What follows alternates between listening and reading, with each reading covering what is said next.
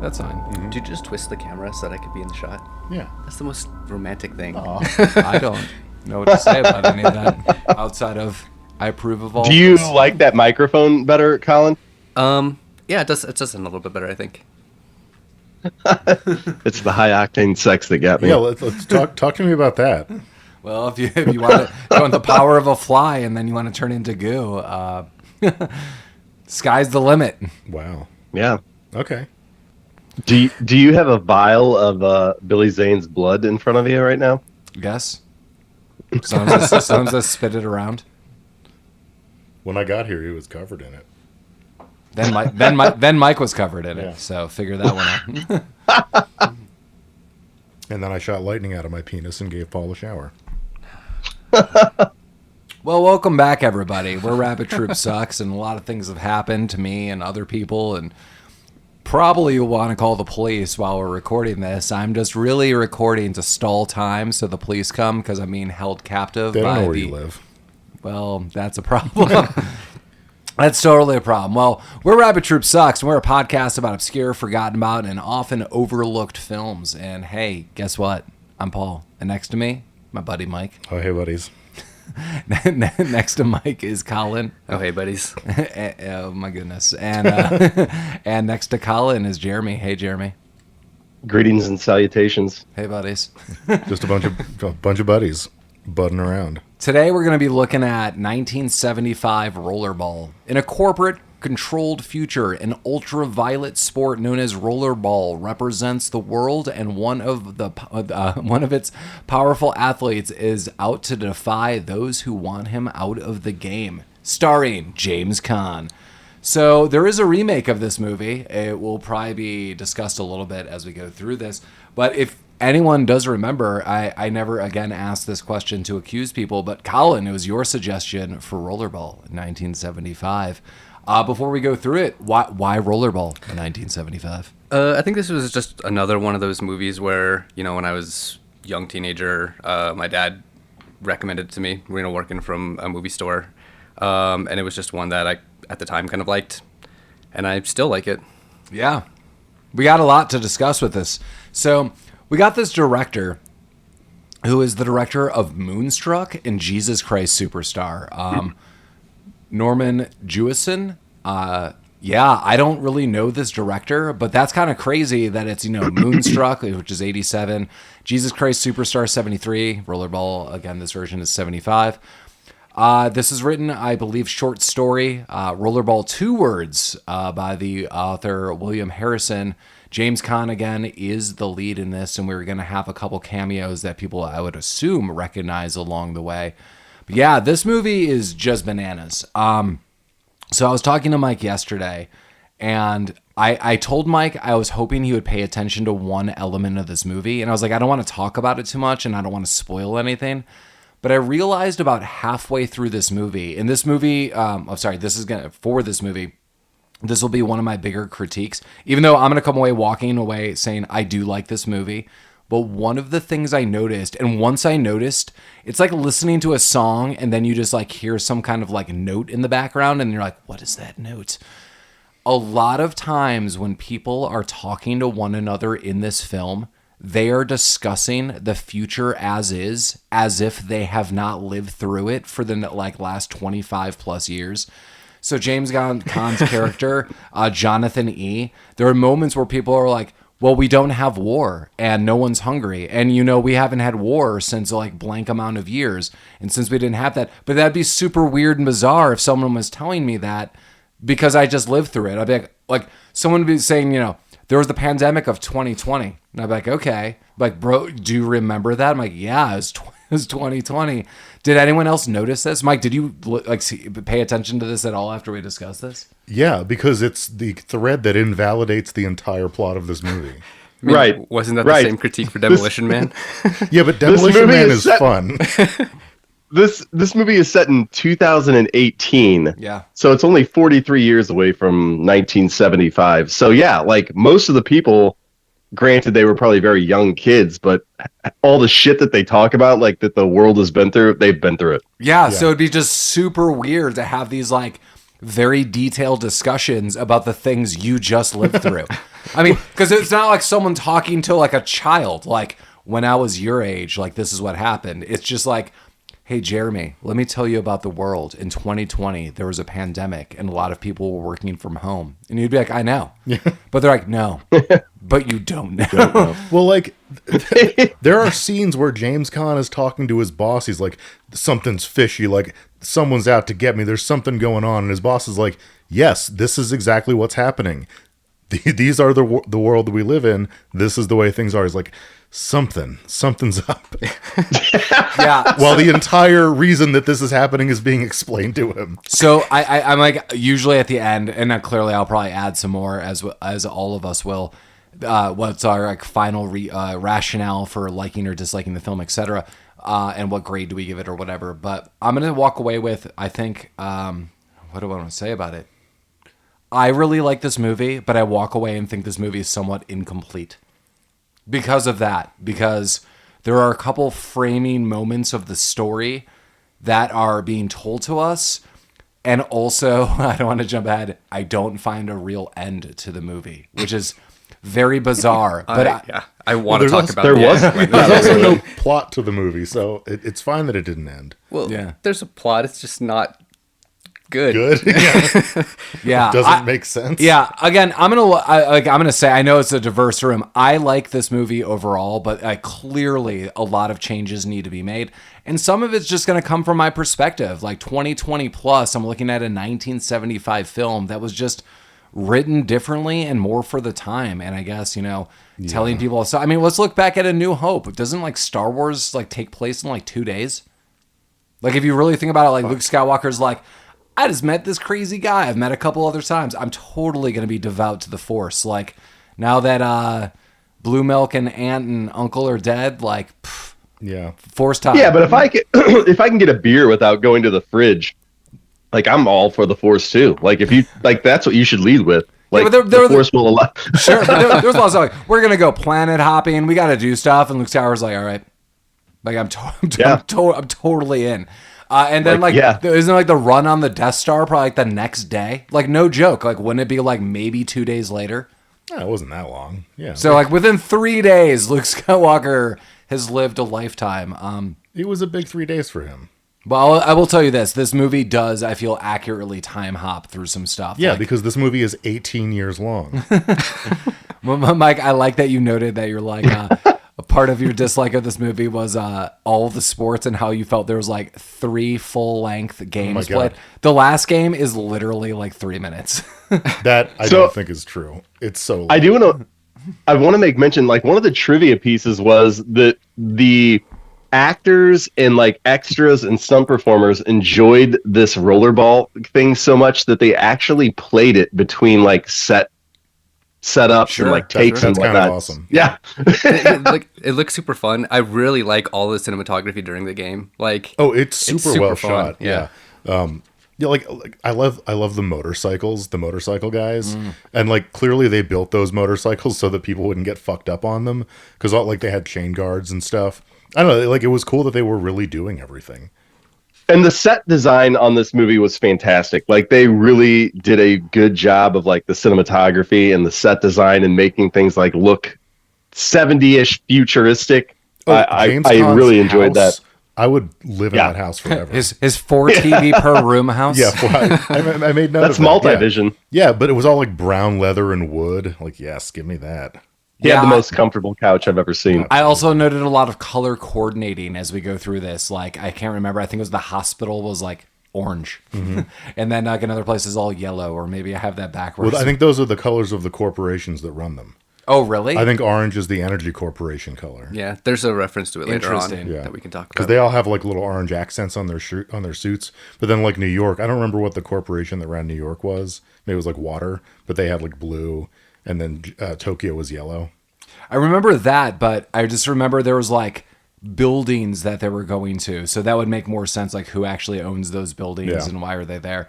I know Mike's going to poo-poo on this movie a little bit, but Mike, I think the only thing that could really make this movie better would be Chris Klein, LL Cool J, Jean Reno, and Rebecca Romaine in a 2002 remake. I'm clearly kidding. I know Mike said you would watch that movie. I genuinely, I would rather watch that movie than this one. I watched about a half hour of it. Oh, it's terrible. But yeah, But like it's fun, and you get to look at Rebecca Romaine. nothing is going to make that movie fun. That soundtrack of the 2002 No, that movie is awful. Is abrasively But bad. at least it's shorter. I will say this. So here's kind of a weird critique. We haven't even really started the movie. I feel Mike's not going to like this. I feel Rollerball 1975 in ways needs to be longer, and in other ways we need to chop the hell out of certain areas. You wanted to watch them sweep the stadium for another 10 minutes at the beginning of the movie? Yeah. While The fucking Toccata opening and scene is 10 D-minor minutes long, and plays. it's just a bunch of guys walking around like setting stuff up. So yeah, let's just jump into it. So I have opening, and I wrote a lot of organ music, and that's true. It's like the Phantom of the Opera just stopped by. Yeah, it's like the Dr. Jekyll and Mr. Hyde music. And in like real time, we're watching basically a stadium set up for this. Yes, everything is in real time. and people are doing stuff. It is just very lengthy. But again, you know, if you look at 70s movies, this was kind of the opening. So imagine this. I mean, I'm not an expert of 70s films, and that was probably going to be the weakest decade as far as we've gone back so far. But I'm just trying to think. They often have opening sequences that are longer, but I just kind of assume nothing's happening. Or if it's like a weird Western, you're just seeing like panoramic shots of the planes while just like 50 people are noted, like directed by blank. So I think this was what they were trying to do. Like, let me give you the opening credits while this is happening. But Yeah, sure. but like you still could have quickened this. They could have. Well, I think, you know, this movie's 2 hours long. 2 hours isn't really a long movie by modern standards, but I feel like 1975 was kind of right at that cusp between where there was kind of a sea change of like movie pacing. Yeah, I agree. This movie is paced like a 60s or 50s movie. But when you get into the 80s, you start getting like that kind of quicker pacing. And this movie just felt so slow. Well, I think part of it is just there are sequences like this that just drag. And then in other sequences, I'm like, why are you not talking about major plot points? Like, instead of just like some guy sitting around doing nothing, which is not James Caan, just like a weird shot of someone like walking into a building for 4 minutes, like cut that down and let's get to some of the questions James Caan has. Because even at the end, I don't feel everything's answered. Like, there's not an end to this film. It's bananas. I don't know what to say about that. Well, there's not really a question. Like, it's just... Sort of. It's James Caan's character is confused about something that everyone in the world seems to know except for him. Well, it's kind of Twilight Zone-y. It's like, I also want to know things, why they're operating this way. Why are things happening? Why are these decisions being made? Which we'll kind of, discuss. And nothing's really answered outside of what Mike kind of noted is that's just the way of things. And then the movie ends. And you're like, oh. But something happens, sort of, then the movie ends. But those questions aren't answered. But yeah, James Caan, Jonathan E. Is playing for Houston. Houston, great team. I wrote it seems like a lot like roller derby, except people just beat the shit out of one another and sometimes they die. And throughout the movie, that becomes more explicit. Well, yeah. At the beginning, sometimes people get hurt. At the end, people are just murdering each other. Well, I mean, it is noted like point. people have died along Yeah. the way. Like, this is a sport where people die. It is noted that in this society, this is like one of the ways people could like unleash. This is the purge. Like, Right. You got to follow all these rules, but like if you're in rollerball, sky's the limit. It's like the Colosseum from ancient Rome. Like, it's designed to keep the people in line and let their inner reptilian brain out. Right. I want it to come in. And like the head honcho of the corporation specifically said the sport was invented to show people the futility of individual action. Yeah. Like, that's basically the crux of the movie is Right. why aren't you... but also like James wait. Caan is confused, but he fucking told him. But are we talking about John Houseman, who is Mr. Bartholomew, who is the world's best narrator in Scrooged? Is that who we're talking about? Yeah. That's like when he says that right James at the hour and a Caan half should mark. have just gone through this whole movie just being like, I'm a little bit confused about what's going on here. He might have been And confused. like that's like him the entire movie. That Yeah. might have been real. Like, I'm gonna squint and put on one of my 18 different cowboy hats. It's all the same hat, too. It is all the same hat. But did you notice who the that corporate guy's lackey was? Speaking of A New Hope, No. He's that bitch guy at the beginning of New Hope who's like, Darth That's Vader, right. you're a bitch. No one likes your fucking magic. And then he gets choked out. Yeah. Well, that's why you get choked out by Darth Vader. Yeah. Don't mouth off to your boss when he has magic powers. We've guy's talked about this before. Great lackey. So yeah, Mike was also noticing or noted earlier that there's a bunch of motorcycles going around. That's kind of weird. So it's like roller derby with motorcycles. You don't really know what's going on. A ball's launched by a controller. We kind of learn some of the rules. There's immediately fighting. There's a bunch of headlocks. People are throwing balls into this little shaft. So basically, it's roller derby. They launch a ball, you get it, you have to go in a circle, and if you get it and you throw it in a little shaft, it goes ba-ding, and you get a point. Along the way, there are motorcycles you could hang on to, or drop kick, or get on. Seems like those rules aren't do whatever really you want. established. As long as you get that ball in that shaft, you're going to be A-okay. Yeah.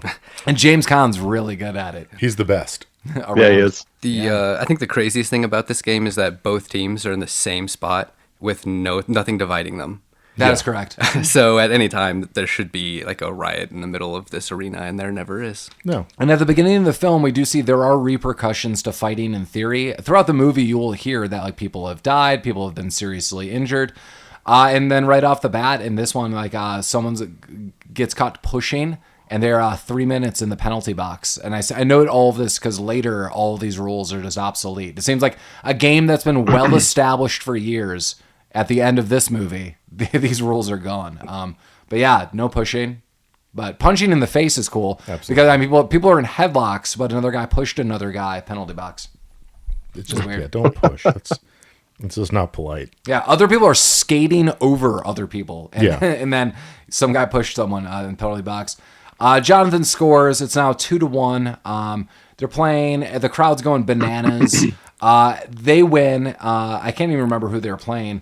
And Some Madrid. other team. who are they? Oh, with? Madrid. Oh, Yeah, Madrid. keep That's going. right. Madrid. Because the real setup for the rest of the movie is the last two games, and the last two games is going to be Tokyo, and to spoil you, it's going to be New York. But that Tokyo game is like all business, and it really comes to a close at that New York game. And it's the last two games of the season. This is the World Championship of Rollerball. This is all business. I honestly have and talking about it now, I have no idea what you get if you win Rollerball outside of notoriety. You get a Moonpie. Yeah, same thing as any other sport. You get fucking nothing. I don't know. Eventually, when you become popular enough, you get the privilege card that Yeah. they reference a couple times. He does have the privilege card. Yeah. I don't know Yeah. what his fucking problem is. He's got a pretty sweet gig. I wish I know, dude. I Like, wish I had a privilege card. They're like, we want you to retire. Like you'll have everything that you have now. I'm confused. Yeah. Well, I don't blame him. I mean, we'll go into this quickly. Yeah. I do agree with what you're saying. Like, this guy's got a privilege card. He lives a sweet life. But there's another backstory where he's like, the whole world screwed me over, and now I'm a little curious about it. And they took his wife from Well, him. that's They're the like, thing. "Yeah, That's your what I'm wife's telling no you. longer Like, with you." like that's the whole backstory. Like, a corporate guy liked my wife and then took her for his own. And you're like, but you're still a number one star, and we're going to send you sex workers. Right. So don't question it. He has a never-ending carousel of attractive wives. What does he need the first one for? Yeah. He just wants his wife. The biggest flaw in Well, this movie. she was Octopussy. So. That's true. Nice, yeah. The biggest flaw in this movie is that the corporations have more morality than he does as a person. Yeah. Yeah. Well, okay. So, at the risk of getting too derailed, yeah, they win the game. In the in like the workout room afterwards, the corporate bigwig comes down. Mr. Bartholomew. Mr. Bartholomew comes down to talk. Gives him drugs. Yeah, he gives Moonpie Does some weird touching. like a weird tic tac or something. Yeah, only one. Sweet Yeah. dreams. Also, the guy's name in the movie is Moonpie. Yeah. Because of course it is. And he says, oh hey, Jonathan E., why don't you come see me in my chandelier palace in a little bit? This is meditation room. So he does. And this is where he explains the plot of the movie to James Caan. I just want to note one really quick thing before you jump there, Mike, because Okay. there's just like a really odd comment and note I have. So yeah, Mr. Bartholomew picks up a cup in this future world, and he cheers them. He's like, "What is this? Fruit juice?" And they're like, "Yeah, healthy body, healthy mind." He's like, "Yes, yes," and then opens basically an Altoid container and hands this dude a drug. It was Moonpie. He's like, "Sweet dreams, only one." And I was like, what the holy hell is going on? Like, no one can drink. You could only drink fruit juice. But hey, dude, if you want drugs, I guess you got a privilege card. So anything you want. Does a privilege card give you the privilege to give drugs? Yeah. Yeah, I think so. Yeah. I mean, so I kind of imagined it was spiked, like, it was like jungle juice or something. So he could clearly taste the alcohol. So he's like, these guys are ready to party. They just had a good victory. Maybe, let's get the the going. I thought That's he was why he kind gave of him the messing with drugs. them. Yeah. I just took it as like, these lamos don't know about my drugs. I'd enjoy your high C fruit punch. I mean, it could be either, I guess. Yeah. But yeah, Mike's right. Next day, Jonathan goes to see Mr. Bartholomew in his room of crystals. Yeah, and Mr. Bartholomew is like, hey, we want you to retire. Who's been playing for 10 years? You've been playing for 10 years. You're too good. We want you to retire. He's like, but I don't want to retire. Also, what do you do with my wife? Because someone took her. And he's like, that wasn't me, Jonathan. He's like, that wasn't me. He's like, I didn't make that decision. That was a corporate thing. We've already talked about this, Jonathan. Well, but did he? Because James Caan doesn't fucking know anything. Jonathan, it wasn't me. It was another man. This is above my pay grade, Jonathan. Mr. Bartholomew. They swapped her out, even trade. The new one looked pretty good. I don't think James Caan was on any Bright Flight scholarships in this film. Jonathan's not getting new wives, Mike. Jonathan is just getting like temporary hookups. Like, that's even better. but he was married, and he's like, "Where did she go?" But he knows where she went. Someone took her. Sort of. Kind of the biggest crux too is he tries to explain, like, dude, it was because she wanted to go. He also, Jonathan, from what I heard, she wanted to go with him, and he doesn't say shit to that. And I was like, because he keeps talking like, Jonathan, like, I can't. We've already discussed this, Jonathan, as I was joking with. But yeah, Collin, you're totally right. Like, the real slam at the end is like, didn't she want to go? He's like, well, I guess. Yep. Yeah. But my team needs me, so Yeah, so I can't retire. Go Houston. That's all I got. Yeah. Dude, I don't fucking know. Well, it's because the old man is essentially like, I want you to live your best life. We'll take care of everything for you. You won't have to do anything from here on out. All right? And Jonathan's like, I'm confused. Like, this seems all weird. I just don't get it. Well, admittedly, I also, so I feel because we finished the film, this is why you guys are noting this.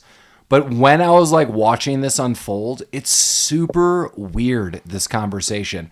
I note it is. that Mr. Bartholomew is talking to James Caan like he's trying to hypnotize him. It's like very measured and timed. It's like, listen, Jonathan, things are good. And you want this to happen, don't you, Jonathan? He's like, I guess I do. He's like, yes, you do, Jonathan. I was like, what is happening? I mean, he's in the middle of a meditation room surrounded by razor blade wind chimes. I mean, I like that James Caan oddly cut himself. He's like, I cut myself. Oh, here's my handkerchief, Jonathan.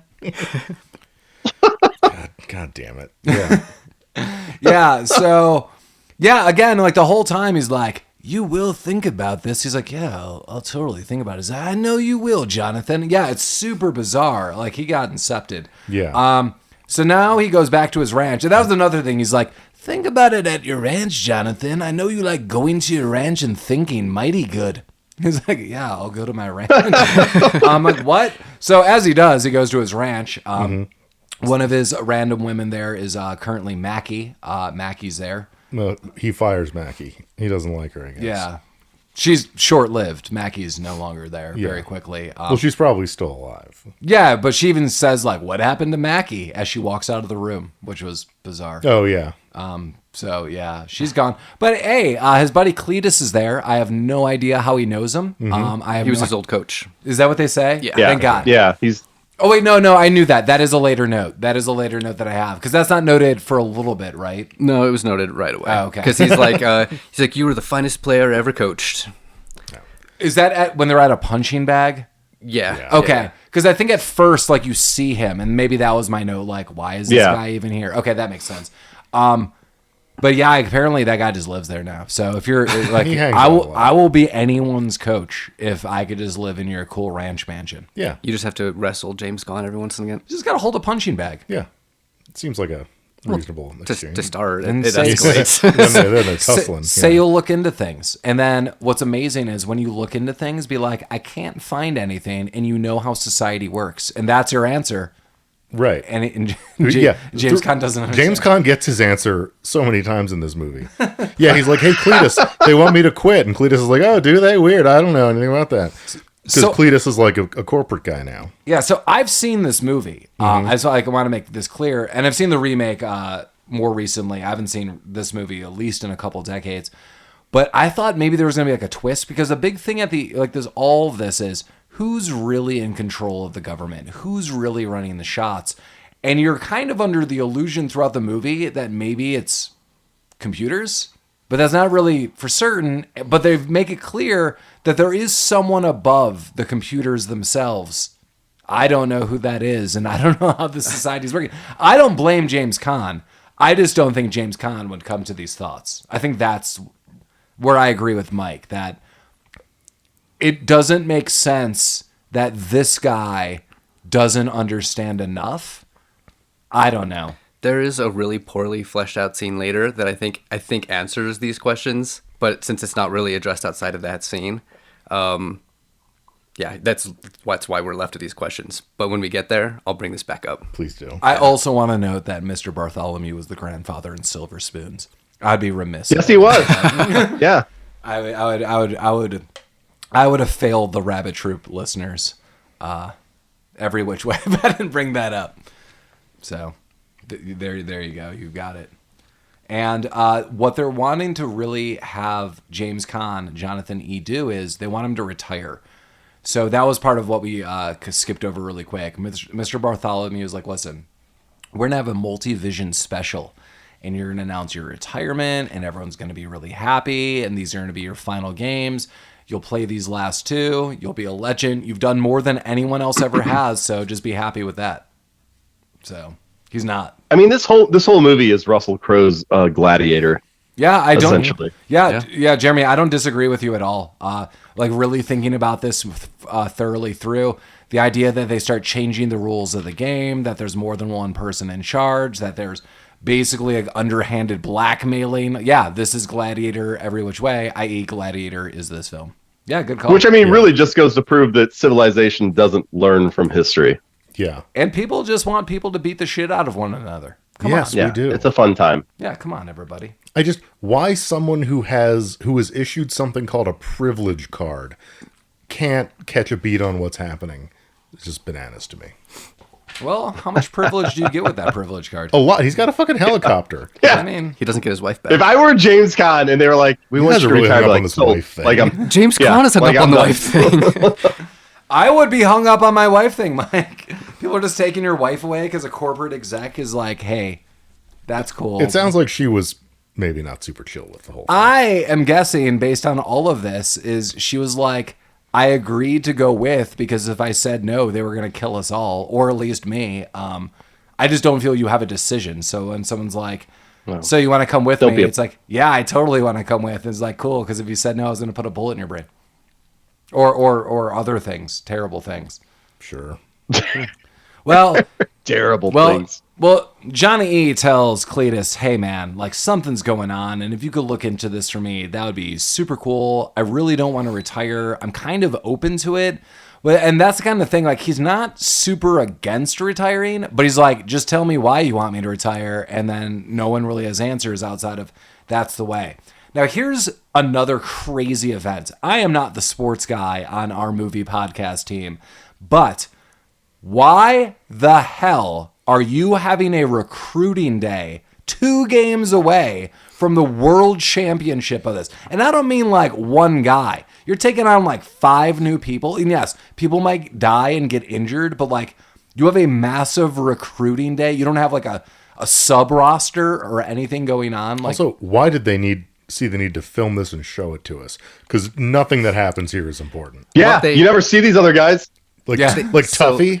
Yeah, Yeah. they're kind of trying to lay down like the basic the rules rules, yeah. of the game, which they didn't really need to do. We kind of got it. Yeah, we during saw the Madrid 18 minutes of it happen earlier in the movie. We know what the game is. I don't understand. It was really just to, introduce Moonpie and Blue and the other characters that don't matter that much. Yeah. So like James Caan is like comes in like the man about town. And he's like, hey, well, you want to get cocky in the game, and he shows up one guy. He's like, if this is how you're gonna play, this is how you're gonna lose. And he's explaining this, and again, this is where I'm like, why are you? So he full on explains the rules to a new recruit on how to play the game, and not like a trick. He was like, this is how the game works, so when you get the ball, like, you want to do this. Then he starts saying some stuff. Yeah, it's a little bit more nuanced than that, because he's specifically like, Houston is a power team, as opposed to like Tokyo is a speed team. Yeah. So he's kind of being like, kind of hyping up the way that Houston does things versus, maybe other teams in the league. And Tokyo uses karate. Yeah. Yeah. But it's also still kind of weird that, like, when the basics of the game are brought up, like, it would be super weird. Like, hi, I'm a AAA baseball player. Like, I think I know how to play baseball. Like, not, Like they just pulled these guys off the street. Hey, welcome to the best team on earth. Since you guys don't know what this game is or how to play it, James Caan will demonstrate to you 17 ways to knock someone off of a motorcycle. yeah. I mean, he's straight up. He's like, so I made some notes. So we use the bikes, and you could grab onto the bikes this way. Then he's like, sometimes I use the pads to shield. Or And this way. Or sometimes you could do Right. it this way. So I'm Not like- this way. Right. So I'm like, I don't think they need that information, but that's fine. Quick cutscene. We're at the luxury center. Mike, you love the. Oh, and that's why I He wrote. had to goof on Tuffy first. Yeah, he's got a clown on Tuffy for a second. They clowned on Tuffy. We never see Tuffy again. No. But we're at the luxury center, and that is, and I noted, very yellow, very color Is coordinated. this the yellow. place that James Caan thinks is a library because he's a fucking idiot? Yeah. Yeah. Well, you can't get books. Well, as a Yeah, class. he walks in, he's like, I got some books. And the woman's like, there's no books. We don't have books This here. is like a future nonsense These are building. summaries. Yeah, Yeah, like, this is summaries great. of books. Yeah, she goes, companies summarize the books. yeah. What does that mean? Yeah, he's like, well, where are the books? He's like, I don't know, Geneva probably. Like, are you from fucking Mars, James Caan? Like, did you just wake up? yeah, There's no books here. And that's where his buddy Moonpie, who's with him, is like, hey, man, use your privilege card. And he's like, okay, I'm going to use my privilege card. But I have to use it elsewhere because he can't use it at that place. Yeah. God, those computers suck. Dot matrix printers? Yeah. No thanks. I don't subscribe to that future. Yeah. And but this is where James Caan's like, man, they don't have books here. In this corporate run future that I'm a party to, something is going on. And Yeah. Moonpie's like, bro, I don't know. He's like, who gives a fuck? Yeah, like, I got a mustache. We got pussy all over he's the like- place. Like, what's happening? He's like, we just got fucking laid like 2 seconds ago. Like, I think life's pretty good. The next scene is almost my favorite scene of the film. Where he's watching spy footage of his wife. Yes, he goes Who's back. filming all this? Okay, thank God everyone is saying this, and that is why I'm telling you this. So he goes Hey, I'll back. tell you who it is. It's Cletus. Because he's even in a couple of them. Like, It's Moonpie. That's why he's friends with Moonpie. Johnny E goes back to his house, and first I note. So imagine there's a big TV, but on top of that TV, centered are 3 little TVs. One in the center, one on the left, one on the right. That's how all the TVs are set up. And I was like, what a crazy living room. And then I noted, wow, he has that set up in every room of his house. He has, It took yeah, me it's like multi-vision. It took me like 3 rooms to realize that he was walking Yes! to different rooms of his house. I totally. Like, oh fuck! I thought it was like in different- his kitchen. I in thought his it was hallway. Mike. I totally agree. I thought it was different angles, but then there was like a time he's walking around. I was like, oh, dude, you have just like TVs like 10 feet from one another. This is nuts. But yes, he goes home and he feels really sad. He's thinking about Ella, his wife, and he loads up a video. So my first thought is, a movie that does this really well, like really reminiscing and having a hard time, Minority Report. Tom Cruise in Minority Report loads up this like holographic TV, and he like meets a drug dealer. He gets like drugged up and just like sits and watches this like film footage of his boy. But like the film footage is like you're there and you're clearly like depressed with Tom Cruise. This is just bizarre as hell. So Yeah. you have all of this film footage, and as Jeremy noted, who the hell is filming? It looks like this woman doesn't know she's being filmed and someone's like stalking her in the woods. is super bizarre. Maybe that's why she wanted to get the fuck out. Because Probably. James Caan was always following him around Yeah. with a goddamn camera. You know, Want to come over and film you running through the woods? I would love to. and it actually is revealed later that he was stalking her. Yeah. What, this film footage? No, No, not no, in film, her new but life. later. No. Oh Yeah, yeah, her well, new I life. mean that's true. Yeah, well, I mean, It's normal stuff. Yeah, just normal. well, I don't think it was too terribly stalking. I mean, He sat outside I her sat house outside for your- 4 hours. well, That's fine. well, I mean, think about I know this sounds crazy that I'm defending this, but he's like, his wife was taken away by a corporate executive. He has no answers, and he says he did that because like they were playing a game in her city. He's like, I went and saw your house, and I sat out in front of it.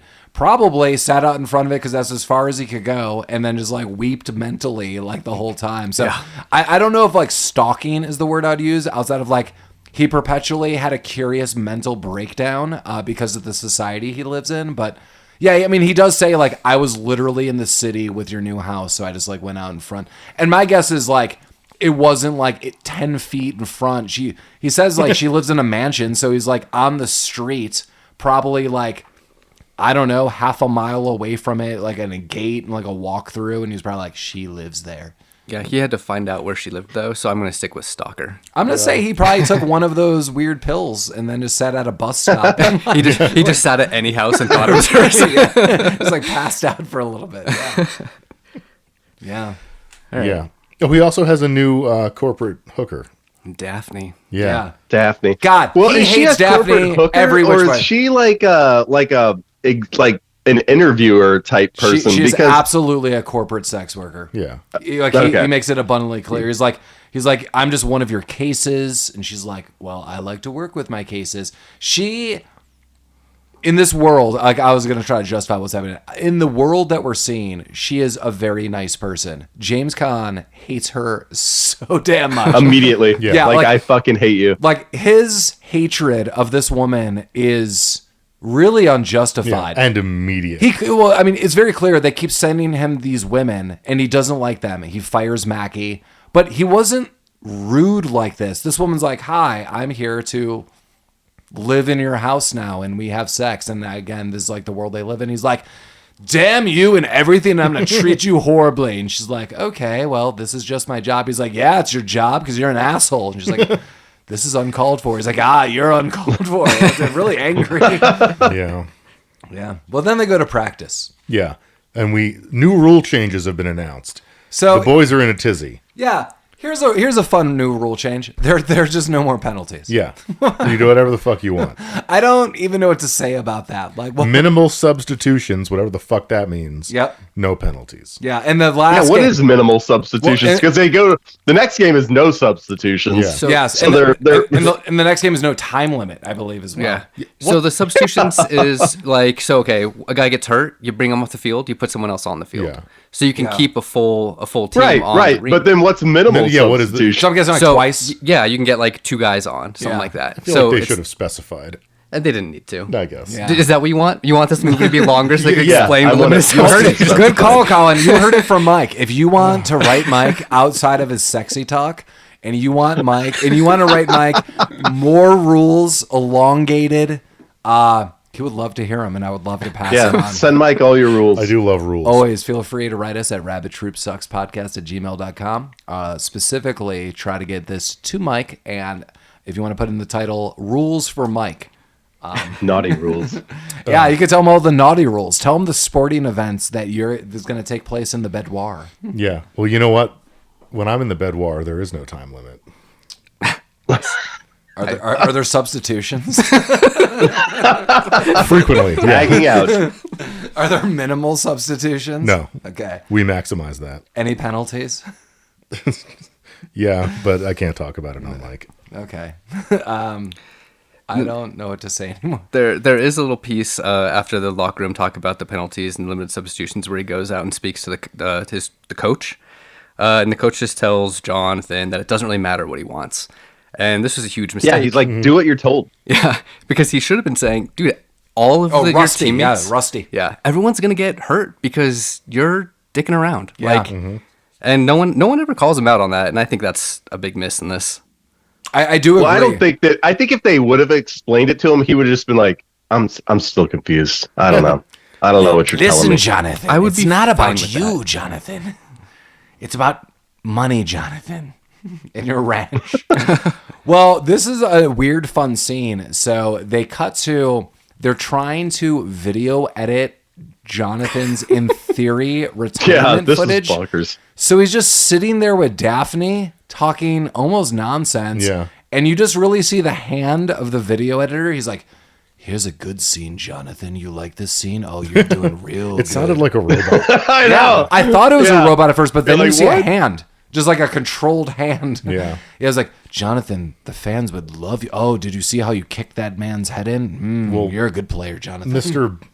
Belt, what's the guy's name? Bartholomew. He's behind the screen watching, and he's not happy.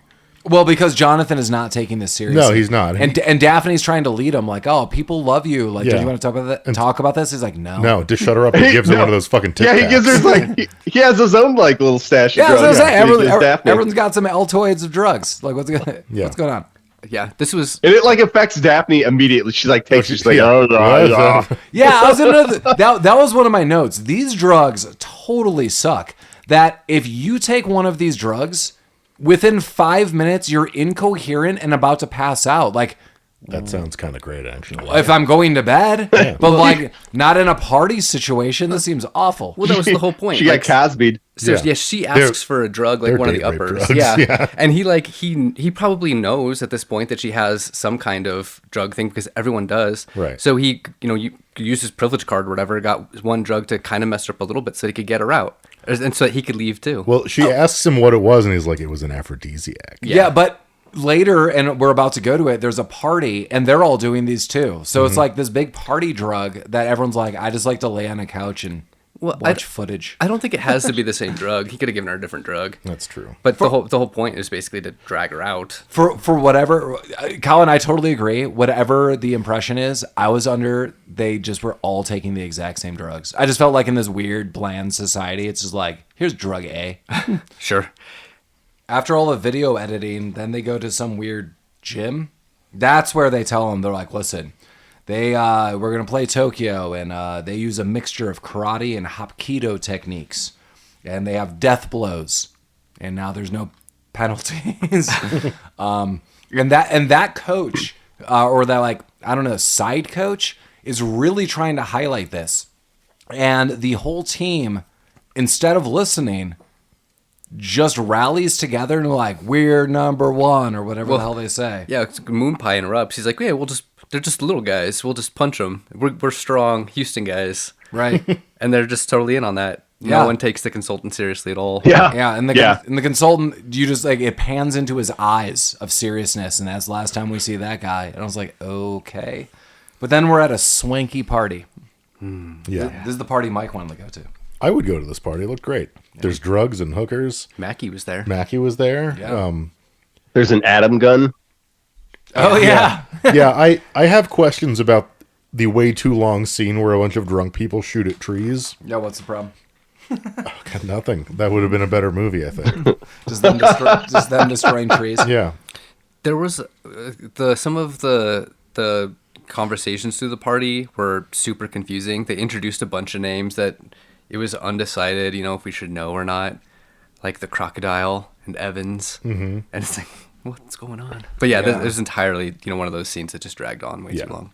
And then they eventually have a side talk with Cletus. He's able to be like, hey, man, like, we need to step aside. And he really wants to know what's going on.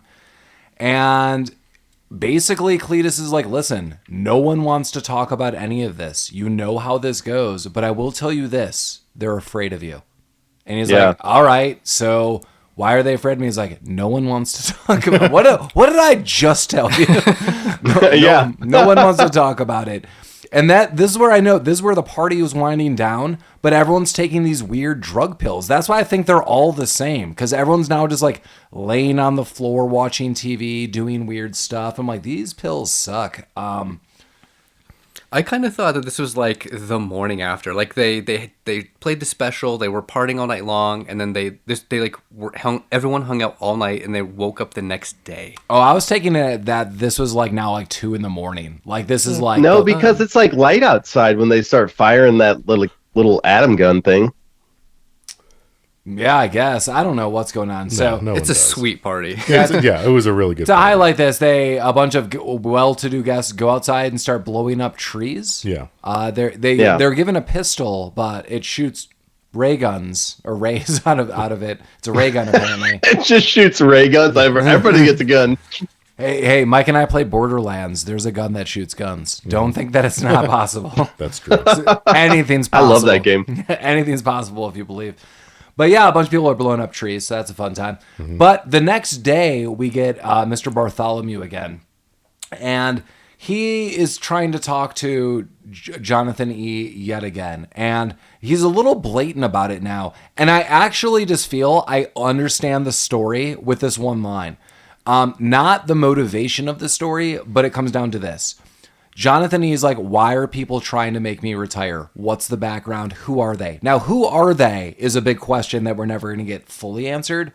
But Mr. Bartholomew says, no player is greater than the game itself. And that is why it's being shut down. He even said earlier in the movie, he's like, look at your film footage. You've grown. You've gotten better. You've done all these things. And I think everyone is allowed to do that within a margin. But he's exceeded it so much, it's now, cool, you're going to be super remembered. You've totally got to go because you're too good for this game, and these are unrealistic standards. And really the background is everyone in these games are basically disposable human beings. Right. Well, and this is where he gives them the "you're too good." Like, the point of this game is to remind people of the futility of Individual oneself. effort. Yeah. Thank you. Exactly. So like he's being the standout, and it's kind of ruining what the sport is meant to convey to the public, and that's why they want him to retire. But still, he's like, "What? Yeah. No, but who?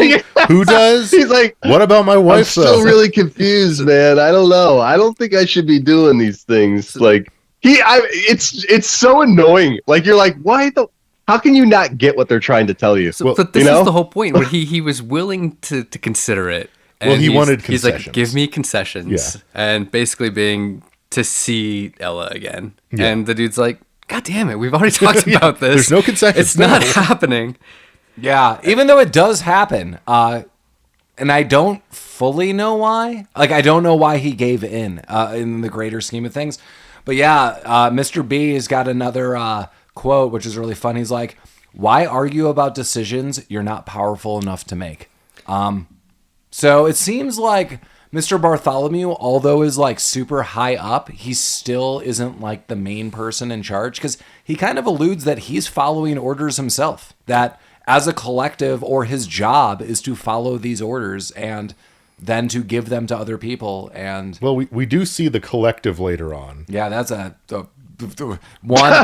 rudimentary Zoom at its Yeah. best, and that's a hell of a crack crew we assembled. Yeah. I mean, I took it as like these are all the corporate leaders that are making the decisions. I did as well. So, Right. yeah, so I kind of thought that was actually a big reveal. It's like, Yeah. dude, there is no one above Bartholomew. It's Right. him and this council, and they're the ones making the decisions. There's no mystery to be solved in this movie. Right. I think there's a lot of computer stuff going on too. I mean, there's artificial intelligence that's straight up just cranky AF. Yeah, if what you call that scene is like computer stuff going on also, then yeah. You mean the one where Talk to him. No. where James Caan gets into an argument with a computer? With a, No, I'm sorry, with a bubble bath. He asks it a question, and then the scientist kicks it. Yeah, of course. That's what you do. God. All right. Yeah. Yeah. So it's time to go to Tokyo. Yeah, we're in Tokyo. His what's his new babe's name? Daphne. She wants to go. She's like, I'll go to Tokyo, and he's like, the fuck you will, and like beats the shit out of her a little bit. Yeah. And I do like there's an illusion. So his helicopter pilot's like, hey, buddy, let's all go. And he's like, yeah. And he walks to the helicopter. And he's like, no, I'm going to go with the team. Yeah. So is what I'm getting from this is that he flies in a dope helicopter by himself while his team like takes a bus or something. Exactly. Okay. Yeah. They're- And every flying yeah. coach. Yeah. But he he has that suspicion this Yes, time yeah. that his I like that. helicopter's not gonna make it to Tokyo or whatever. I like this scene Yeah. that there's no discussion about this before or after. It's just in the moment. He's like, yeah, no, bro. But also, super pimp move. He still makes the helicopter fly there and bring his bags. Yeah. Yeah. He's got to make sure his 2 helmets. Like he Right. needs 2 helmets out for some Well, reason. I'm gonna fly coach. I didn't say I'm packing coach. Yeah. Like, Carry-ons are like $50, so you're on your own, friend. Yeah, I mean the crowds in Tokyo. This is a lot of fun. I mean, these are all crazy celebrities, and they're like, oh my god, like it's everyone from Houston, and all the reporters are having fun. Like this seems super real. That if this was a worldwide event like this, they're being rushed every which way. I do want to say one Tokyo story. My wife and I were in Tokyo, and so it was years ago. We've gone a couple times, and the first time we went, we got into a huge crowd of people just because we were going to various places. And all these people were holding up all these signs. And at first, I did read an article, honestly, while I was in Tokyo in that trip, that Full House was filming something in Japan and in Tokyo. And I told my wife, I was like, I wonder if this has anything to do with them. And I still don't have answers. And my guess is it still might be. But all these people were holding up signs, and there was just like thousands of people. I took a couple photos because we were just walking through, and I didn't really care enough. Like we were on a time limit. I want to see other things.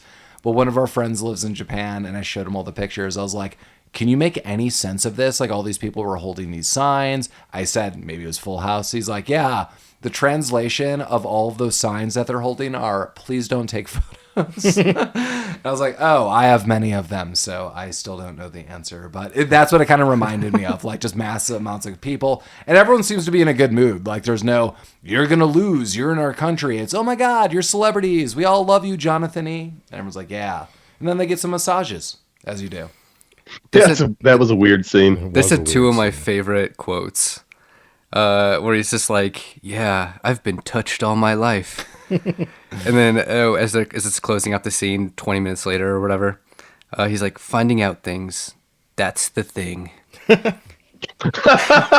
mean, god damn it, dude. It's so stupid.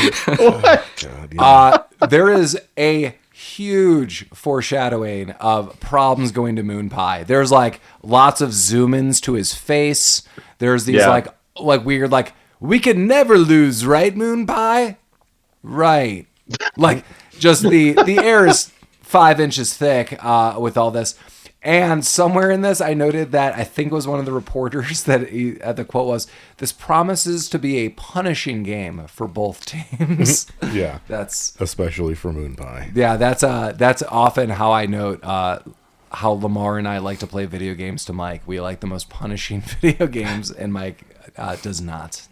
Yeah. And I should have taken a hint from that before I joined this fucking podcast that he'd be making me watch these terrible movies. You 100% agreed to watch this movie. That's true, yeah. And said it with enthusiasm. I had never seen it, and I was looking forward to it.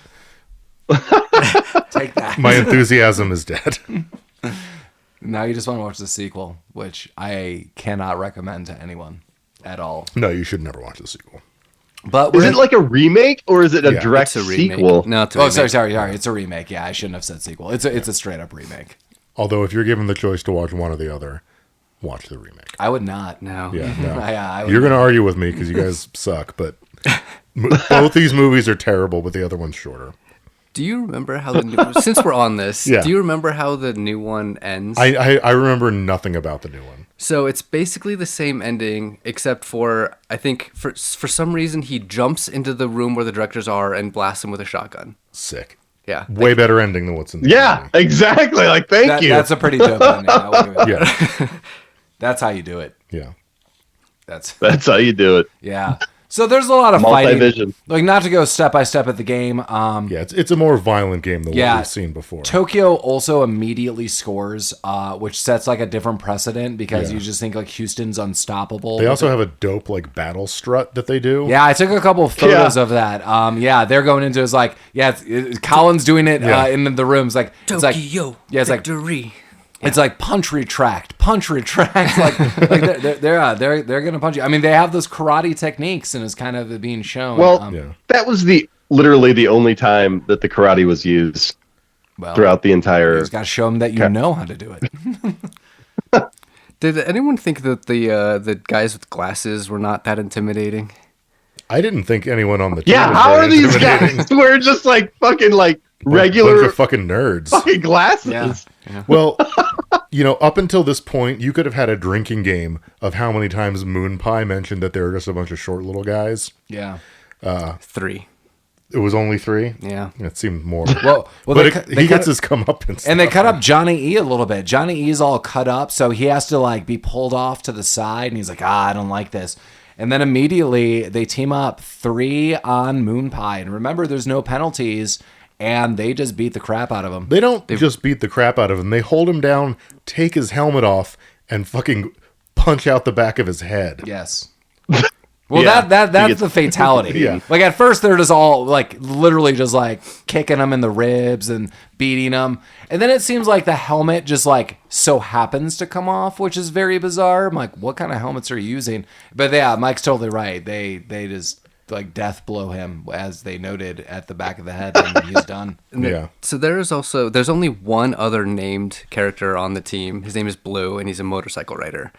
And he gets blown up at the end of this and catches on fire. Yeah. And Yeah. then At the end of this movie, right? No, at the Oh. end of this scene, at the end of the Battle of Tokyo. yeah. And he catches on fire, and then no one ever cares about him again. No one but cares they've about cared about him this whole time. Yeah, it was fine. It You're my boy, Blue. was okay. Yeah. Yeah. But he Time for him to depart. yeah, he could not stop, drop, and roll, so he died, and he was replaced in the next match. Yeah. Well, now we're at the hospital. I needed to shout out to Blue. Yeah, Johnny and the team won. They defeated Tokyo. The next game is going to be against New York, but we're going to go see Moonpie at the hospital. And here's another area where Jonathan just is confused about everything. Like, I don't understand, like, but he's breathing. They're like, he's on some breathing, like, apparatus. Yeah, the doctor's like, he's a vegetable, he's Yeah, dead. like, Like, he is brain dead. He's like, but is he alive? He's like, no. No. Does he dream? He does he's not. not. You need to sign this thing so we can pull the plug. I like this. He's like, nah. Yeah, he's like, no, I don't want to. This is bullshit anyway, because why? He's just a friend. Like, Right. there's Well, he didn't no have one any else. contact. Yeah, they Yeah. said he had no family and whatever. No power of attorney. Well, here's and this is crazy. I'm thinking the logistics and the legalities of these, but wouldn't then it just default to like the team manager or someone yeah. like not the captain? I of the think it team? was just a power play to get him to kill Moonpie. Oh, I mean, yeah. Well, but sort of, because that is just the society. Because that dude seems super alarmed. He's like, dude, but you got to sign. Like, Right. Hey, bro, this is my job. It's like, nah. My favorite exchange of the movie was Caan was like, well, even a plant feels something, right? And the doctor's like, who can say? Would you just fucking sign this thing? Yeah, this is the strangest scene, man. Yeah. So wild. Yeah, this is But he crazy. doesn't. He just puts on his fucking cowboy hat and struts out. He's Yeah. like, there are no rules. Yeah, that's what he says. He's like, these are the rules of the hospital. There are no No rules. Minimal substitutions. Yeah, and so now this is where we see like the Sith court assemble on rudimentary Zoom. It's Mr. Bartholomew and all his like little friends and maybe their cronies. But they're all on little video screens. They're like, yes, he cannot win the next game. like- He is too powerful. It's like the fucking council from Yeah, the Venture Dark Brothers. Council, yeah. Yeah. So, and I think this is kind of where like the crux of the movie is, as far as like the who are they. They didn't really make a big to do about it or really explain it, but I think at the end of the day, like this is the secret society that controls the world. And if they they didn't really need to expound on that a whole lot, but this is it. This is the reveal. I still think, hear me out, that there are computers involved in this, and this happens now in the next scene. So Mr. Bartholomew and his council, they're like, yeah, he's got to be stopped. This guy's got to lose. And everyone votes affirmative, except for like one random Joe.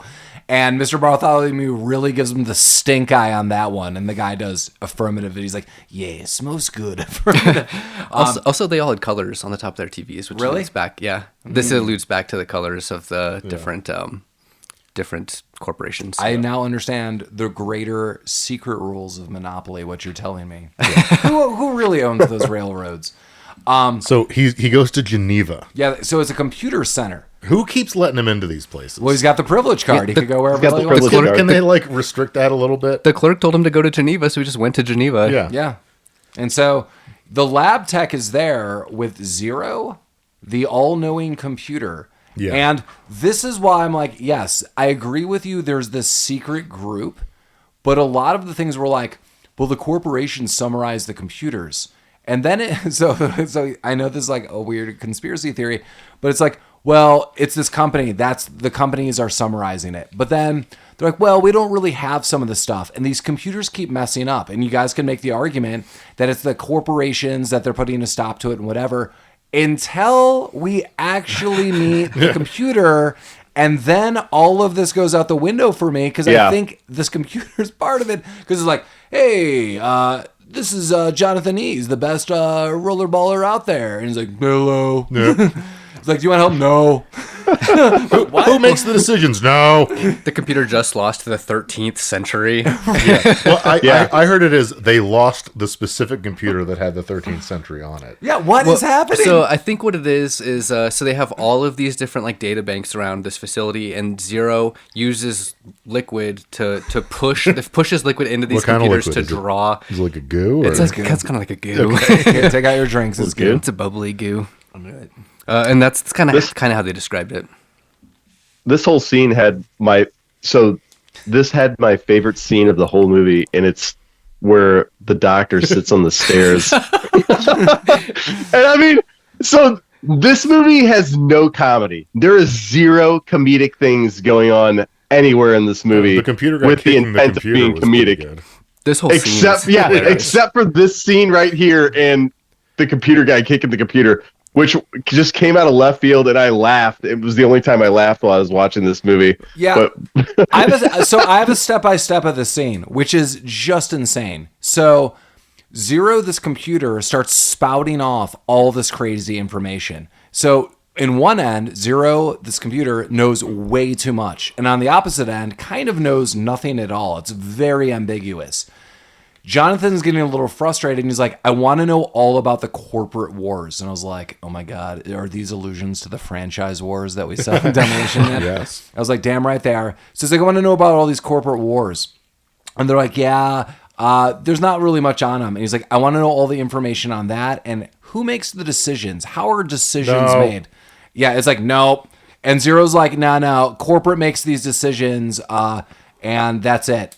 So negative, won't answer. Then the lab tech, as noted, starts kicking the computer. That's the future I want to like, Auntie, you son of a bitch. Kicking. It's like, you tell him, Zero. He's a rollerballer. Hard cut. James Caan's back at the ranch. Yeah. Yep. And who comes to visit him? His wife. His fucking wife. Yeah, so another thing I noted, I don't understand. Why did they cave and let Ella come see him? Maybe she just got wind that he was losing his goddamn mind and was like, I'll go talk. Yeah, because she's essentially there to reiterate what everybody's been saying. Well, like, probably it was like, do what you're supposed to do, man. Someone probably was like, like you got it good. If you care about this guy at all, we're gonna kill him. Like, well, so part of the dark council meeting was like, listen, we all agreed that nothing bad was going to happen to Jonathan. That we're not going to do anything nefarious that we should totally have done 2 months ago. But the consequence of him constantly winning is like they have to up the stakes. And so if they can get him to retire, they don't have to up the stakes and demolish these two powerhouse teams and, lose all of the capital that's been invested into them. But okay. Yes, but here's a problem with that situation, which is noted soon, or maybe someone already said this. It's this. In this upcoming game, there are no penalties, there is no time limit, and there are, I think, no or still limited substitutions. And someone's like, this game is being put on so all of you die.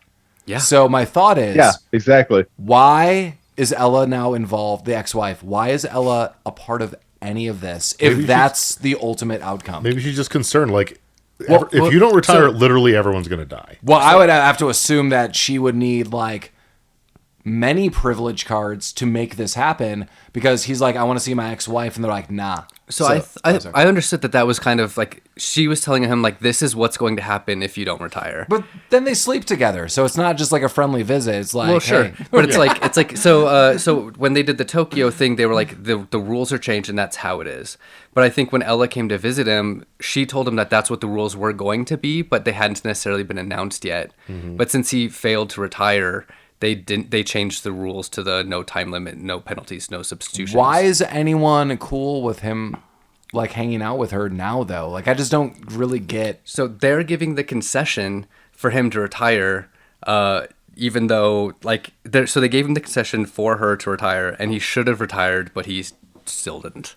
But he still hasn't agreed to this yet. So like, Colin, I kind of agree with you, but like in the movie, like he doesn't seem like he's going that direction in any, like he's much like his confusion where everyone's like, here's the truth. His back end is also like, I'm not going to retire. And they're like, I don't understand. That's the vicious circle. Nobody does. So I just retire, dude. End this fucking movie. I thought that he didn't retire after he hooked up with her because she had a son with the other guy. Well, and it was super petty and terrible. Let's go through this quick Sure. series of events. She shows up and she's like, listen, you're in danger. So then they ride horses and then they have sex. And that is literally step by step. He's like, yeah, well, let's talk. And then they go for this really weird They go for a horse ride, and yeah. then literally the I next stopped scene is- taking notes, by the way, after the doctor kicked the computer. Yeah, I That don't was have done. any. I don't have any. There's 75 minutes left of this movie, and I do not have any. Well, notes. they're now sleeping together, and after they sleep together, then they're walking in the woods together and Right. discussing it more. And they're like, "Isn't comfort freedom?" And she's like, "Privilege buys us all off." And she's like weirdly against this. So it seems like if I had to make guesses, and this is where I think the movie should be tightened up, it seems like she didn't really want to leave. Or even if she did, she now knows how the world truly operates. And she's like, I wish I was with you. It's never going to happen. This is one moment we have left together. The world sucks. I'm glad I'm privileged enough to live a more privileged life. I still hate it. I'm kind of enslaved. P.S. Take it easy. And then we're basically going to the final game. She also, this is kind of where she confesses too that she left him because he loved the game more than he loved her. right. You know, he kind of had this whole spiel, and she still hooked up with him anyway. Well, I mean, they were there. He's a Jonathan E. But yeah, she was like, yeah, I mean, like, you love the game more than me. I'm married to, like, a duke. I live in a mansion. We have a kid. Like, get fucked, I guess? Well, he ends off with, are you my big reward? And there's really no answer to this. Yeah. It just kind of like I mean, trails off. she's essentially at the end is just like, you're a fucking moron. Yeah. Like, everybody knows this Well, except he- for you. yeah. Well, I mean, I think you reiterate that fact, Jeremy, because the next scene is back with Moonpie, still not sure that if he's dead or not. So how's Moonpie doing? Moonpie? Like, once again, Are you ever gonna Jonathan, wake up? he is not good. There was one quick part on this scene where they frame over to bluebonnets, which is the Texas flower? Yeah, that's Yeah. the Texas state flower. Is it? Yeah, and it symbolizes bravery and sacrifice. Aw. Yeah, so it's like actually kind of nice for the movie. Yeah. Colin just made it real. You guys Make it real. appreciate Moonpie, damn it, I do like Moonpie. and appreciate him and his casual racism towards Japanese people. So, Moon veggie. we're at the last game. We're in New York. We're in the locker room. You think that Jonathan E. is going to give some motivational speech. He says nothing He at does all. not. He just like walks through. Right. Even if you were like I don't know why he does. How about this? I understand his mood, but he said so much like he's doing it for the team. He's doing it for like his friends. This is not how I'd go about it. Like I would say something. I would say anything, but I wouldn't just like let people look at me and be like, "Hey, we're probably all about to die." Going back to Gladiator style. The city is erupting every which way. And again, to reiterate the rules, there are no rules, essentially. And I have it. It's not limited subs. It's no substitutions, no penalties, no time limit. I don't even know what to say about that. I think the no time limit means you're going to play until you're all dead. Well, until you are Yeah. essentially the last couple or person, which is going to turn out to be standing, which, Right. all right, so cool. I do like the start of this. This game is brutal from the get-go. It is just like immediately people just punching the crap out of one another. I mean, it's very clear there are no rules, so I'm not really surprised, but I do like the immediacy of how this game starts off. Because in Tokyo, it was a little bit, and then it builds up, and this is just like punches coming right out of the gate. So Yeah. yeah, Yeah, balls to the cheering wall. is huge this entire movie. It's always Jonathan, Yeah. Jonathan, or whatever. And then when New York comes out, their chant is Jonathan's dead, Jonathan's dead, like right out of the gate. And they take way too long to try to kill Jonathan. I noticed in the new movie, the remake, as I said, I watched about a half hour of it more recently. I just didn't have time to finish it. They do chant Jonathan, and it's just not the same with Chris Klein. Chris Klein is kind of young, and he's got kind of more of like a cocky smile. And I don't mean that like as a diss against his acting abilities. James Caan just looks pissed off all the time. And I think there's more to be said about that than actually embracing it. So I like James Caan's portrayal no matter what, if you're making a comparison. But yeah, people are just getting like the crap beaten out of one another. And every time someone dies, they basically have like a life meter on the scoreboard. I love the life meter. And then it just ticks down and then it's gone and then people are just dead. Like it is just littered. Is this the scene? I don't have like tons of notes on all there's this. dead bodies just laying all over the I track. think that this might be the scene in this game, I should say, where two medics run out. Don't they beat down one of the medics? Well, so the two medics They run run out. into him or A something. motorcycle runs between their like into the stretcher. Yeah, I like that they don't stop the game to remove the dead bodies off the playing field. I think one of the medics gets knocked down and or does. killed. He gets wrecked. Because the other guy runs back. He's like, "Nah, man, Like, we're done. yeah." So the New My York whole coach- thing is though, like they all know that they're going out there to essentially just kill one another. Why even play the game? Like they're like actively trying to play the game still, even though like the whole purpose is to kill each other. Because you they're still all- have to win. You still got to score the points. They're all pretty stupid. I agree with Jeremy. You could figure that out at the end. Yeah. Like, hey, it's me and Colin alive. Everyone else is dead. Well, I'll put that ball in that shaft now. Like, we're good. But my first mission was to make sure that guy didn't run me over with a motorcycle. So, yeah, basically everyone's dying. It really comes down to, it's kind of like a 2 versus 2 at the very end, and it's 2 motorcyclists and 2 skaters, and they really weirdly take down Houston's motorcyclist. He just jumps, goes off something and then flies off into the stands. Yeah, I don't know. Then James Caan beats down the other motorcyclist, and then it's really just 1-on-1, right? Is this... No, it's 2-on-1. It's like a motorcycle, one guy. Yeah, then the one guy skates over and Caan wrecks his fucking face. Oh yeah, that's right. So there's fire in a huge part of the track, and he hides behind the fire. And I thought they missed a huge opportunity going all the way back to the training session. A huge part of the training session was you got to use all parts, not just your eyes, but you got to use your ears as the wrecked Tuffy or whatever. Yeah. And so they totally could have used this opportunity where he listens to the roller skater come up through the fire and knocks him out as he pops out, something Colin. like that. And they probably were leaning towards something like that, and they just decided not to bother. I don't even think they thought of that. Oh well, they could have. Yeah. Well, They were taking Altoids. yeah, that's totally true. So yeah, Another scene right before this, Jonathan E was in the middle. He was hurt. So there's no substitutions, right? So a New York player, the coach was like, get back out there. And he's like, fuck, no, I'm not getting back out there. He pussies out immediately I would have also. yeah, done very so, wisely. yeah. And Jonathan I gets wouldn't up even and he's gone out like, there. Jonathan gets up and he's like, I'm going to go back out there.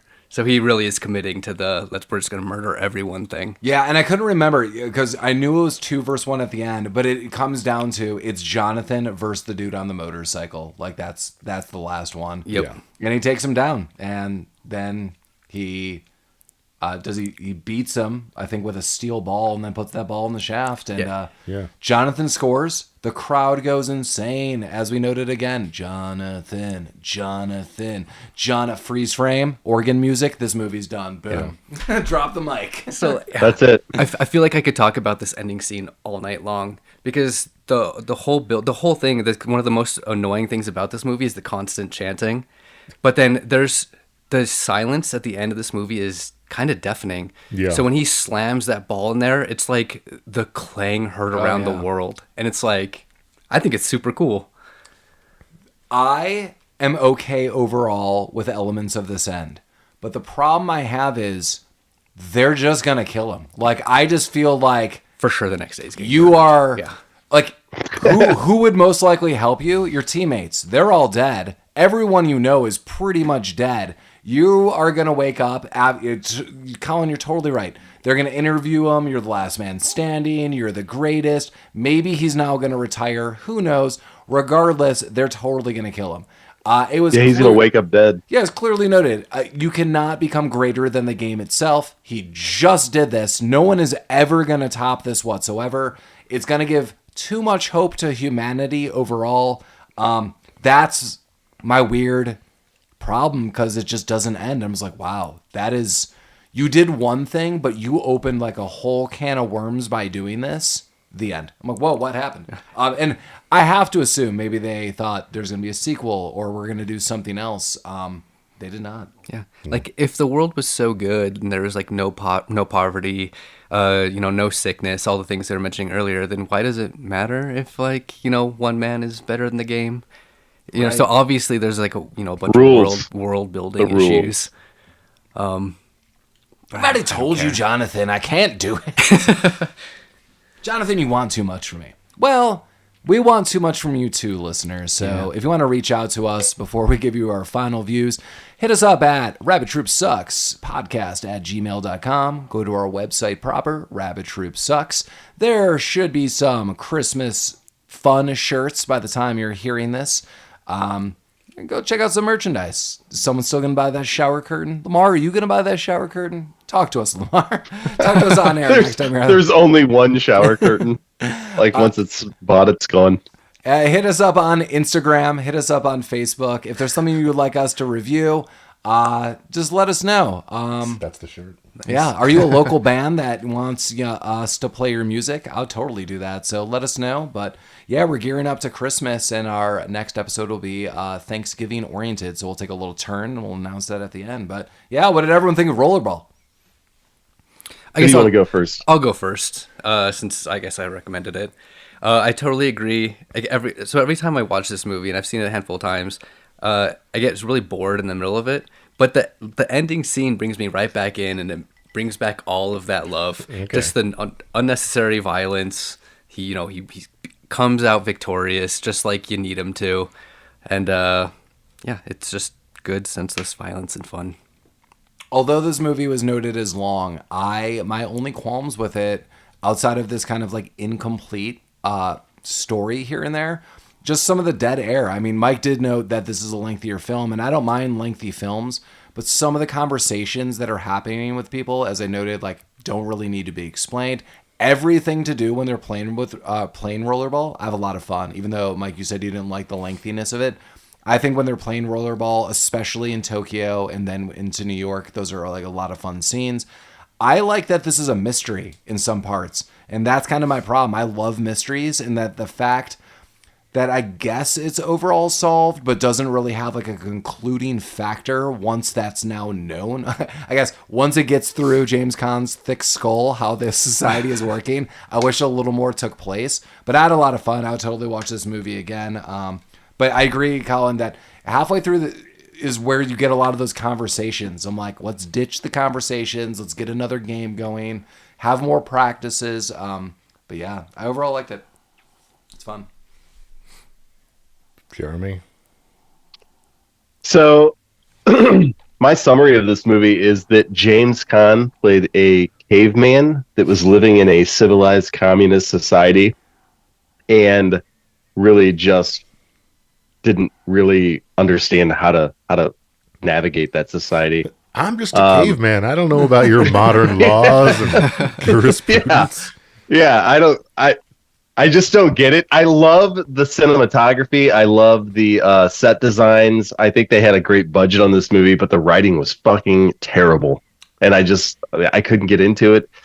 I just didn't understand some of the things, like why rollerball. I mean, I get having a sport, but why rollerball? I don't know. Sure. I mean, I'd give you that. Like the sport itself, like I don't really know why that's happening. But on a side note, like speaking of cavemen, clearly we're gonna do Encino Man one day. I'm just gonna just say that as a factual statement. So take that. We can do like a Pauly Shore month. I don't want to do that to people, but I would watch Son-in-Law or Encino Man at any point. Okay, well, you've just filled up half a month. Yeah, but now we have to fill up the other half. Was it In the Army? Yeah. What else do we have? Oh my God, Biodome.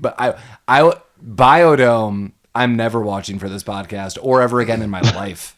Oh wow, that movie's terrible. That's a severe hate. it's interesting where you draw the line. I know. Biodumb is just Like, I feel like any Pauly Shore movie I think I is just the said same Biodumb. movie. I think that was like my slip. That is just too dumb. Because that's where I draw the line. If you were like, Mike, let's go upstairs and watch Biodome right now, I absolutely would. Wouldn't you rather watch Son-in-Law or Encino Man over that? I think they're all the same. No, they're all the same to me. Yeah. No way. Yeah. Biodome is just like dumb, and it's got like the worst of the Baldwins in it. Like that movie is just F+. It's got Tenacious D in it. Ugh. Yeah, I don't know. Yeah, no. I think Son-in-Law is actually a fun film. Yeah. I like Encino Man. No, too. I mean I like them as well. I just again, like it's confusing to me where you're like, no. Biodome is like a made-for-TV, almost, is a just terrible film. Yeah. It's just like really, really dumb. Where in Son-in-Law, there are other characters who are not Pauly Shore that like are not dumb. So they're like, I'm trying to make sense of your weird ways. And Encino Man is just fun. Come on. Brendan Fraser, Caveman, come on. Yeah. You got to take anytime. Sure. All right. What do you think of Rollerball, Mike? So I thought it was, to kind of echo Jeremy, I thought it was beautifully shot. The sets were amazing. The practical effects were good. I like the fact that everything that you saw, someone did. I thought the acting was pretty good.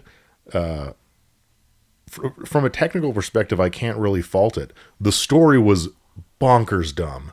It made no sense. Maybe I'm just too comfortable, like, living as a corporate controlled peon in our modern society that, like, just watching this movie, I was like, yeah, what's your guys' fucking problem? You got a card. It's great. But, like, the plot made no sense. Like, just, I know I'm usually against exposition, but throw a couple words on the screen at the beginning of the movie to let us know what's happening. Because it seems like everyone was on the same page but James Caan, and that made it really distracting. But overall, exactly. I just thought this movie, that's the whole thing. Yeah, like he is the only one who doesn't seem to understand the world that he's living in, and no one addresses it. I just thought this movie was so boring. Like I watched it this morning, probably 87 times. I kept hitting like the little button on the Apple TV remote to see how much time was left, and it was always a lot. Like it just it was a bummer to watch. I never want to watch this movie again. It was so boring. That's my synopsis. So you should all watch this movie. I mean, I guess I understand why someone would like it. Like, if you can get past that it's super boring and doesn't make any sense. Like, there's a lot of cool scenes in it, for sure. But, oh my God, it's so boring. It's so boring. No, it could have been a good movie, like a really good movie.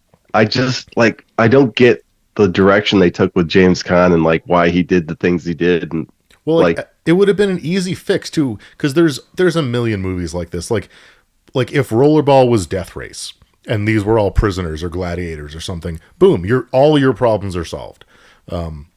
That fixes literally every plot hole this movie has. Or the deeper exposition should have been, this is unprecedented, and I think this is what they were trying to highlight, but failed to do so. It's, we've never asked someone to retire because you're just too good. Like, the situation we're in is you cannot be this good, and you are, and we like you. So step down or there's going to be problems. And that should have just been like really highlighted to us as the audience. But it's only fragmented. But then again, you get James Caan who's like, I don't know. Like, I don't just get it. I just don't get it, Big Dan. And he does not get it. It is clear that he does not get it. But I'm still trying to like really wrap my head. Like, what's the next day for this guy? It's going to be all like celebrity interviews. They can't kill him because he's the most popular man in the world now. Well, they're going to. It's going to be clearly like quote unquote tragic. Yeah, accent. they're going to Vladimir Putin him, man. They're going to send him to that island that they sent Napoleon to with like a bunch of hookers and just forget about him. Yeah, but the thought of Napoleon's death was the servants poisoned him over time, so he doesn't want to die like the that. hookers will poison him because he's a fucking idiot. He doesn't understand. No. Every time I eat these blueberry muffins, I feel really sick. Keep eating them. Have another one. They're delicious. Well, okay. I got to get to the bottom of these blueberry muffins. Society wants you to. Someone is doing some kind of tampering with the muffins. Well, Collin, I'm going to highlight, I did enjoy this movie. I mean, was this my favorite movie on earth? No. But did I have a lot of fun with it? Hell yeah. I mean, dystopian futures, people questioning what's going on. How effective it was all throughout, I mean, a little questionable, but I thought it was fun. I love watching any movie, honestly, where people have views of the future. And now that we've gone past it, it's like, how much of this holds up? Well, as you all know, we're playing Rollerball and everyone's dead. So it held up seamlessly. Well, we're taking a hard turn from our sci-fi November, and we're going to go into a movie that celebrates a little bit about Thanksgiving. So it will come out the day after, but we're going to get some Tower Heist from 2011, and it stars Ben Stiller and Eddie Murphy. I've only seen this movie once, and I saw it with you, Mike. Have you seen it ever again? No. It was crazy. My wife was like, hey, you guys should watch this movie one day. And it was me, Lamar, and Mike. And we watched it, and we're all like, that was a lot of fun. And I remember all of us saying that, Mike. So you can't complain if you don't like this movie going ahead. Because one, Mike picked this movie and saw it with me the only other time I saw it. That's true. I'm looking forward to watching it again. So it came up on our radar because it made a list of like Thanksgiving movies because like the Thanksgiving Day Parade is featured in it. So we thought it would be kind of fun. I'm looking forward to watching it again. I also am. Because this is the kind of movie that I like to watch, like a modern one that has a fun plot and normal people in it. Yeah. There's a ton of people in this movie. Just, if anyone's going to watch this movie ahead of time, look up the cast ahead of time. There is just, honestly, like a dozen notable people in this movie. You got Ben Stiller. You got the good Affleck. C-Money. Alan Arkin. Oh, yeah, Alan Arkin. No, not sorry. Alan I Alda. love Ellen that. Eldon. Yeah, sorry. Yeah, I was thinking, so as good. soon as you said it too, Mike, I saw his face. It is Ellen Alda. Alan So, Alda, yeah, so you're going to see a ton of great people in this. Have you seen this one, Jeremy? One time, yeah. Like I think it was like one of those. I think we rented it as a family, watched it like my mom, dad, grandma, grandpa. We watched it that one time, and that was the only time I've ever seen it. Hear that, listeners? And It was is like a back in the family day. affair. Right. I plan to get Jeremy's grandparents on this podcast. Well, that's gonna be a fucking real difficult, man. Unless you know, like some kind of fucking like seance person. We do. We have some voodoo priestesses in the back pocket. So I mean, if we need to get in a little communique with the dead, we might be able to see what we could do. Which is the I'm spirit actually of like Tower Heist. looking up where I can watch this at. Hulu. Oh, it's on Hulu. Yep. Nice. Sweet. Well, Yeah. So we look forward to releasing our little Thanksgiving Day on Black Friday. So hopefully you take all your Black Friday money, you pull it together with all of your friends, and you get super dope Rabbit Troop Sucks merchandise. And that's the way you do it. Any other final thoughts on this movie? Rollerball, James Caan, R.I.P. Yeah, I'm done with this movie. All right. Well, as always, thanks for listening. Drive safe, everyone. As always, Rabbit Troop Sucks.